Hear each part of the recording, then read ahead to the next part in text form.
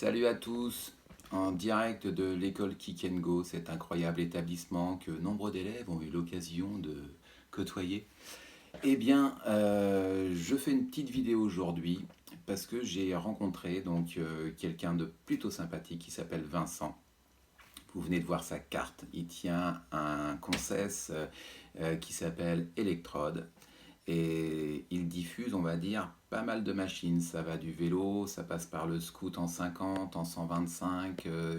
Il me semble même, quand je dis il me semble, j'en suis certain, il diffuse la moto électrique sportive la plus puissante de la catégorie, qui a une autonomie, je crois, d'à peu près 400 km. Mais ça vaut le coup d'aller le voir. N'hésitez pas. Vous pouvez essayer du matériel. Vous pouvez, comme moi, il l'a fait pour moi. Donc, il m'a prêté le Miku Max parce que c'est une machine qui m'intéressait parce que j'avais envie de basculer dans l'électrique. Et quand j'ai monté Kick & Go il y a 8 ans, je voulais être le premier à faire de l'électrique. Et à l'époque, en 50 cm3, l'électrique, c'était 30 bornes d'autonomie. Donc en gros, il fallait 15 batteries quoi, pour pouvoir faire une circulation. Et donc depuis, des progrès ont été réalisés, les machines ont changé de tronche. Moi, cette machine, le Miku, il m'intéressait bien parce qu'il dénote complètement par rapport aux autres scouts en 50 qu'on peut avoir. Moi, je voulais pas d'un scoot qui ressemble à un scooter thermique comme ceux que j'ai actuellement.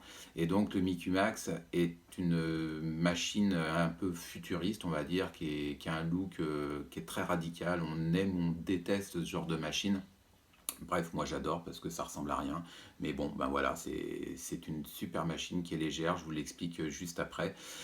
Donc dans la petite vidéo que vous allez voir qui va suivre, je vous montre juste le principal, c'est-à-dire que j'ai pas fait. Moi, ce qui m'intéressait dans la démarche, c'était de savoir si elle pouvait faire la circulation.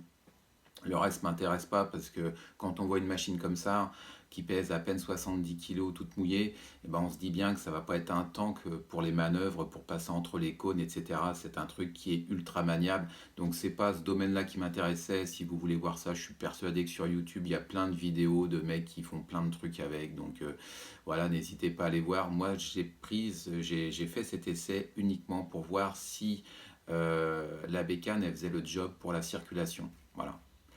Et le fait est que je vais encore attendre un petit peu parce que en autonomie, pour moi, c'est pas assez.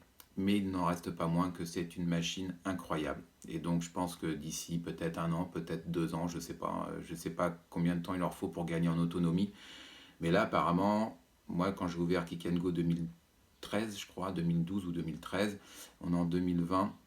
Donc il y a 7-8 ans, on était à 30 bornes. Là, celle-ci, elle fait 60 bornes. Donc en 8 ans, on a gagné 30 bornes. Mais je pense qu'ils vont mettre beaucoup moins de temps pour atteindre les 100 km d'autonomie. Mais pour l'instant, pour moi, c'est un peu faible. Donc je suis un petit peu déçu parce que j'aurais bien aimé investir dedans.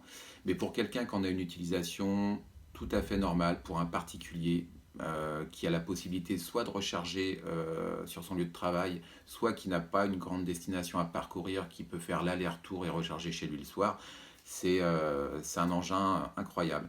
Maintenant, pour les professionnels, c'est un petit peu limite, c'est dommage. Moi, j'aurais bien aimé pourtant, mais voilà, je ne vais pas le faire.